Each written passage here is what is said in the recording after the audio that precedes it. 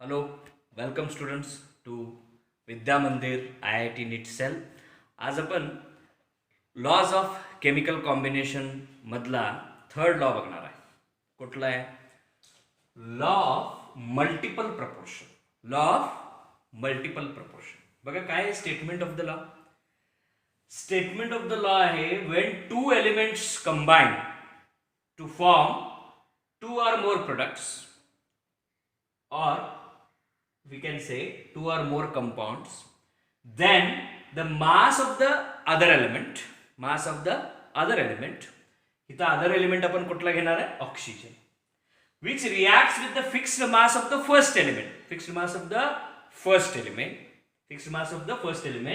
is in simple ratio of whole numbers. तो ratio कसा आहे? सिंपल रेशो आहे. बघूया कसा आहे. कार्बन आणि ऑक्सिजन ज्यावेळी रिॲक्ट होतात त्यावेळी कार्बन मोनॉक्साईड आणि कार्बन डायऑक्साईड असे दोन तुम्हाला कंपाऊंड्स मिळतील. बघा तर हा रेशो बघा, carbon is to oxygen ratio बघा. कार्बनचा ॲटॉमिक नंबर किती आहे? HELIBBC atomic number 6. मग ॲटॉमिक मास किती? 12. Protons plus neutrons. तर 12 ग्राम आपण ग्राम मध्ये एक्सप्रेस जर केला, ग्राम मध्ये जर लिहिला तर 12 gram of carbon, 16 gram of oxygen. 12:16, 12:16 ratio आहे.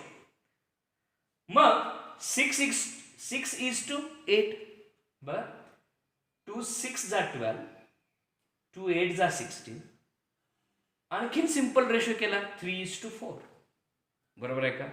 तसाच हा रेशो बघा, 12:32 आहे, 6:16, त्यानंतर 3:8. फिक्स्ड मास आहे 3 and 3. This is a fixed mass of one element, and this will have a simple ratio when we take, for example, the ratio of 3:3/4 upon, what do you take? 3/4, 3/8 घेतलं तर काय होईल सांगा. So this will be like 3/4 into वर आला 8/3. दिस is getting cancelled है ना.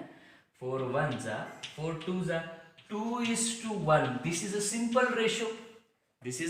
Ratio which the other element has.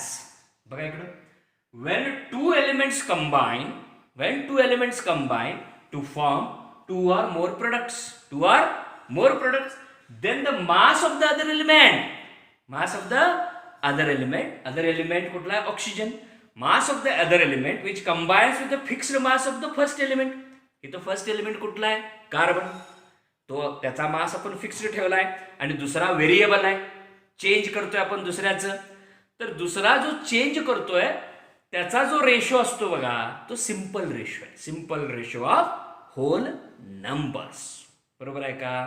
बघा, when two elements combine to form two or more products, then the mass of the other element which combines with the fixed mass of the first element is a simple ratio कसा आहे? Very simple. आता आपण carbon react with oxygen two form carbon monoxide आणि carbon dioxide घेतलं. तसेच आपण आता काय घेणार आहे? दुसरं एक उदाहरण घेऊया. Hydrogen and oxygen. बघा हा मुलांना, hydrogen and oxygen, this is H2 and O2. These two elements are going to react, okay, to form बघा H2O आणि दुसरं एक आहे H2O वॉटर. केमिकल नेम काय? What is the chemical name of water? Anybody knows? Can you? Chemical name of water is hydrogen oxide. आता दुसरं आहे hydrogen परऑक्साईड. प्रत्येकी ऑक्सिजनला एक हायड्रोजन पर ऑक्साईड. काही जण पेरॉक्साईड, जनरली आपण हायड्रोजन पेरऑक्साईड म्हणतो. बरोबर आहे का? मग H2O आणि H2O2 हा अँटीसेप्टिक म्हणून यूज केला जातो. अरे बघा H2O H2O2 one hydrogen veg ग्राम मध्ये आपण किती घेतो 1 gram. There are 2 hydrogen atoms so 2 gram. 2:16. Atomic mass of oxygen is 16. So that is 2:16 we are taking. Okay, 2:16. Simple ratio बघा 1:8. बघा नेक्स्ट कंपाऊंड मध्ये फिक्स्ड मास कुठला आहे? हायड्रोजनचा फिक्स्ड मास घेतलाय किती 2 gram. Okay so again it is 2:2. ह्याचं बघा 2:2. ऑक्सिजन डबल आहे 2 आहेत. O2 32 ग्राम आहे ऑक्सिजनचा. सो 2:32 1:16 परत 1:16. Are you getting? मग ह्यांचा रेशो आणि ह्याचा रेशो त्या दोघांचा रेशो घेतला. So that is 1/8. This is a fixed mass 1 upon 1/16. 1/16 म्हणजे 16/1 असं घेतलं. बघितलं का काय होतं? सो इट विल बी 8 1 जा 8 2 जा. So this will be again 2:1 ratio. बघा है ना. So when two elements combine to form 2 or more products or 2 or more compounds, then the mass of the other element, the other element कुठला आहे? Oxygen, which reacts with the mass of the first element कुठला आहे? Hydrogen, has a किंवा bears a simple ratio of whole numbers. बरोबर आहे का? This is the third law. ह्या अगोदर आपण कुठले लॉज बघितले बघा? Law of we have got definite proportion आणि law of conservation of mass. आणि आत्ताचा लॉ जो आहे तो आहे law of multiple proportions. Are you getting this? Okay done. Now next बघा. नेक्स्ट लॉ जो मुलांना आहे आपला तो आहे अत्यंत महत्वाचा लॉ आहे. कोणता आहे? खरं तर पुढील अनेक फिजिकल केमिस्ट्रीचे अनेक जे फॉर्म्युले आहेत ह्या लॉवर उभे आहेत. तो कोणता आहे? Avogadro's law. Very good. Avogadro's law. Scientist Avogadro. Amidio.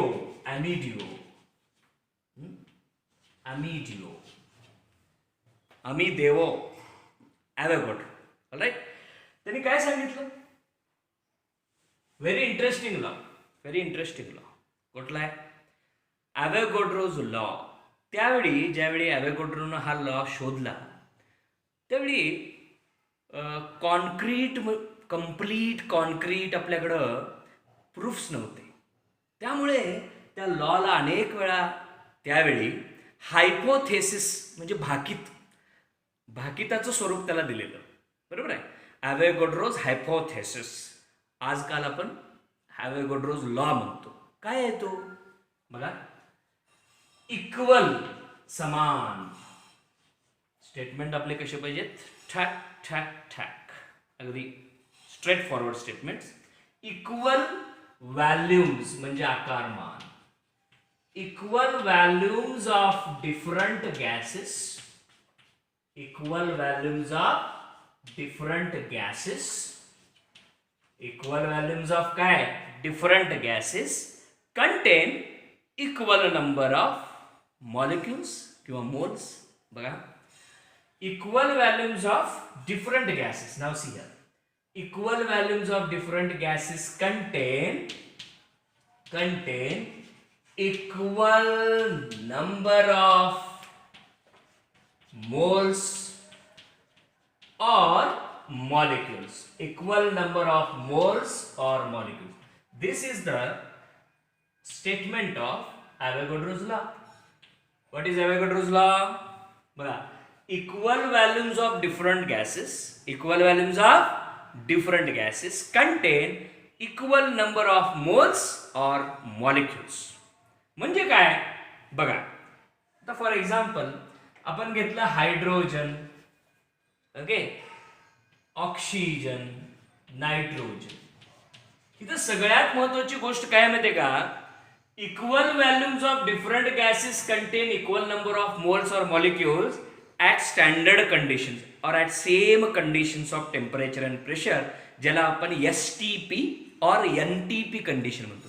Standard temperature pressure किंवा normal temperature pressure at STP or NTP, at STP or NTP असं आपण म्हणतो. STP or NTP. STP म्हणजे काय, स्टँडर्ड टेम्परेचर प्रेशर. NTP म्हणजे काय, म्हणजेच normal temperature pressure. बरोबर आहे. तर equal volumes of different gases, आकारमान सेम घेतलाय. 1 लिटर हायड्रोजन घ्या, 1 लिटर ऑक्सिजन घ्या, 1 लिटर नायट्रोजन घ्या, तर त्या सगळ्यांचे ह्या कंडिशनला नंबर ऑफ मॉलिक्युल्स किती असतात किंवा मोल्स. मोल ही संकल्पना नेक्स्ट पार्टमध्ये मी घेतोय. मोल कन्सेप्ट म्हणून अत्यंत महत्वाचा, आपल्या फिजिकल केमिस्ट्रीसाठी अत्यंत महत्वाचा कन्सेप्ट आहे मोल. मोल इज व्हेरी अनमोल. बरोबर आहे. तर बघा इकडे, equal volumes of different gases contain equal number of moles or molecules at STP or NTP. किंवा असं म्हणा, under similar conditions of temperature and pressure. Under similar conditions of temperature and pressure, equal volumes of different gases contain equal number of moles or molecules. आता बघा, hydrogen. आता आपल्याला असं वाटतं बरं का, हायड्रोजन 2 ग्रामचं आहे, तर एका लिटर कंटेनरमध्ये 2 ग्रामचे भरपूर लोक राहतील असं वाटतं आपल्याला. तर 32 ग्रामचे कमी असतील. 32 gram molecular mass of oxygen. बरोबर आहे का बघा, आर यू गेटिंग. आणि 28 ग्राम मॉलिक्युलर मास ऑफ नायट्रोजन. ही ह्यांचे वजन वेगवेगळे असले, वेट वेगवेगळं असलं तरी देखील आकारमान, volume, if volume is same, they will contain the same number of moles or molecules. Moles or molecules. Mole we will discuss in the next part, that is a mole concept. Completely Naveen concept आहे. तुम्हाला 9th standard मध्ये कुठंतरी त्याचा थोडासा touch असेल elementary केमिस्ट्रीमध्ये, तर त्याच्यावरचे problems आपण बघणार आहोत. Alright. So here equal volumes of different gases contain equal number of moles or molecules. एक असं लक्षात आलेलं आहे, ग्राम मोलार व्हॅल्यूम म्हणून. कोणता ग्राम मोलार व्हॅल्यूम म्हणजे काय बघूया. GMV, gram molar volume.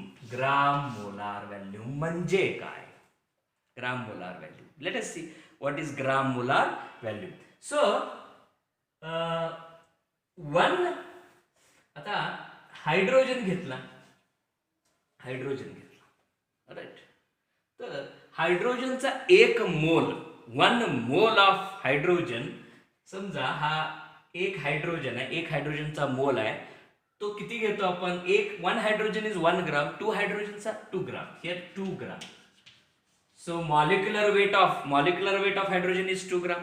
Molecular weight of oxygen is 32 gram. Molecular weight of nitrogen is 28 gram. So this is 1 gram mole किंवा मॉलिक्युलर वेट एक्सप्रेस केला. So GMV means gram molar value. Molecular 1 mole of any substance will occupy the same 22.4 litre किंवा 22.4 DMQ. Litre म्हणजेच काय मुलांना, DMQ. or we can say 22400 ml or cc, centimetre cube.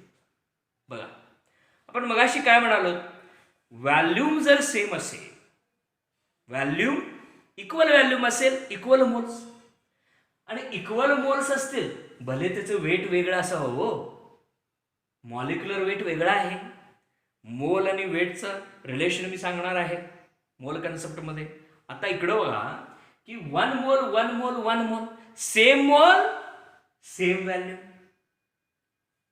बरोबर converse आहे ना. आपण काय म्हटलो, इक्वल व्हॅल्यूम्स ऑफ विविध gases, equal volumes of different gases contain equal number of moles. Mole जर सेम असेल तर same value. So we have taken molecular weight of one mole of hydrogen, 1 mole of oxygen, 1 mole of nitrogen, 1 मोल, same value, same mole. That is known as Avogadro's law. Are you getting? So चार महत्वाचे lodge तुम्हाला मी सांगितले. एक law of conservation of mass, law of definite proportion, law of multiple proportion आणि मग Avogadro's law. Very important is Avogadro's law. तर हे लॉज झाल्यानंतर मोल कन्सेप्ट हा सेपरेटली आपण स्टार्ट करतोय in the next lecture. Very important lecture. Avogadro's law पुन्हा एकदा सांगणार आणि त्यामध्ये त्याचे प्रॉब्लेम्स आपण घेणार आहोत. Till then keep watching. Very important.